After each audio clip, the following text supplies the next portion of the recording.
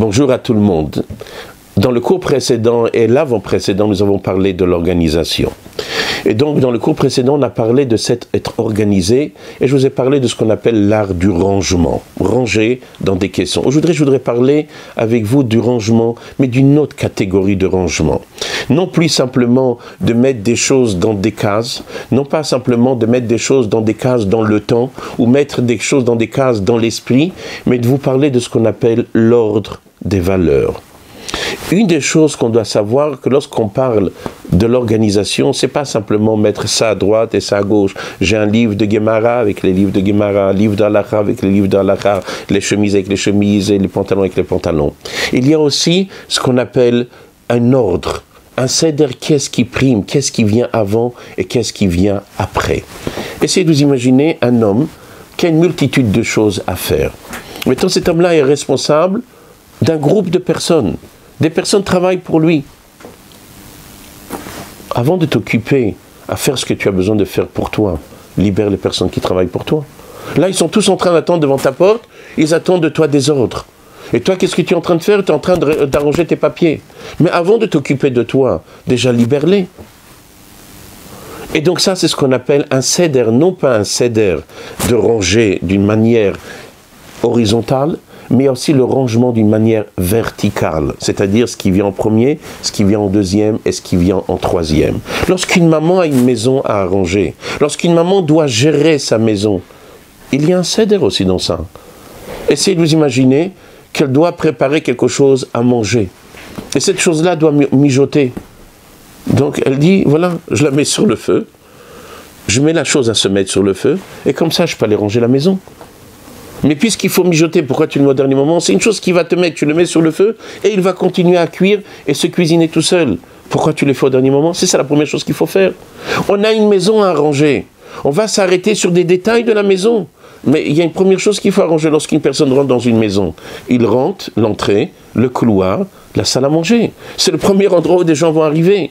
Avant de m'arrêter dans le détail de faire peut-être la vaisselle dans la cuisine ou d'aller ranger un placard dans la chambre d'un enfant. Mais le premier endroit déjà, c'est ce que nous allons vivre. Même dans le cas où j'ai besoin de faire la vaisselle, avant de m'arrêter sur la vaisselle, peut-être déjà je peux ranger cette vaisselle, qu'elle ne paraisse pas encombrante dans la cuisine. Et ça, c'est la même chose, chacun d'entre nous, dans notre vie. Une des choses qu'on doit, lorsqu'on enseigne à un enfant, c'est pas simplement la notion de ranger dans des caissons, mais c'est aussi d'apprendre à l'enfant de créer, d'habituer son cerveau, c'est qu'il y a un ordre chronologique. Il y a des choses qui viennent en premier lieu, il y a des choses qui viennent en deuxième lieu, il y a des choses en troisième lieu, etc. Donc notre travail à nous, dans notre éducation, comme je vous ai dit, nous sommes des bâtisseurs. Nous sommes là pour bâtir un enfant, pour lui donner toutes les chances d'être un véritable chassid, Yereshamaim Alam, d'être un véritable père, d'être un véritable frère, d'être un véritable mari, ou tout simplement d'être véritablement lui-même. Notre travail à nous, aujourd'hui, est de donner tous les moyens aux enfants de pouvoir réussir. Alors essayez de vous imaginer lorsque nous-mêmes, on n'est pas organisé dans notre esprit, on va dans tous les sens. Vous imaginez ce que nous transmettons à notre enfant? Alors c'est pour cela qu'on doit tous comprendre, nous avons une responsabilité. Nous sommes des parents, nous sommes des enseignants, nous sommes des frères, nous sommes des sœurs. Nous sommes de la famille, nous sommes l'Am Israël, Kol Israël Arivim Zelazé, on est tous responsables l'un de l'autre. On doit apprendre à nos enfants, on doit apprendre à nos élèves, on doit s'inculquer à nous-mêmes d'être Messoudar. Et comme je vous ai dit, l'Admour Azaken enseignait à ces chassidim d'être Messoudarim, d'être organisés. Et nous, en tant que chassidim, on a un devoir de l'être.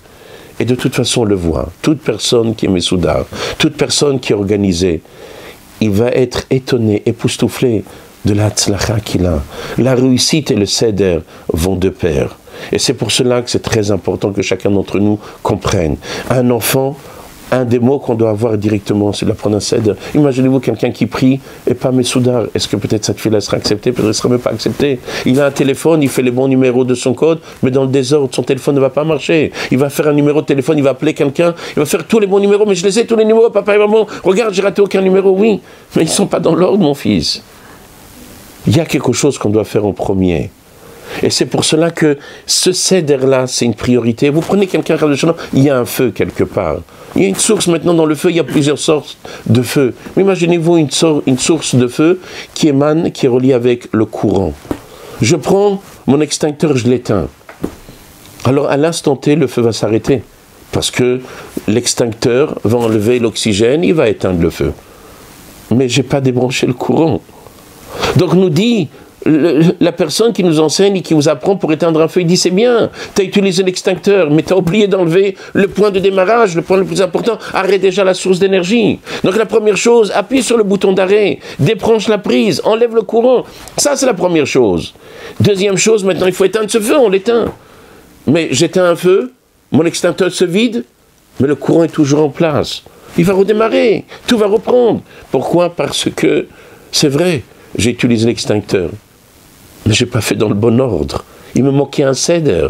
D'abord, je dois arrêter le courant, et deuxième étape, j'éteins ce feu. Alors que Dieu fasse que chacun d'entre nous, Bezrat Hashem, et chacun d'entre nous va le faire, parce que nous sommes tous des bons parents, nous sommes tous des bons enseignants, nous sommes tous des gens extraordinaires. On va tous s'engager pour faire ce qu'il y a à faire, et que Bezrat Hashem, Tekefum Yad Mamash, on va voir la venue de ma chère Tzidkeinu, Amen, Keni Ratzon, Chazak, Ubruchim Tiyou.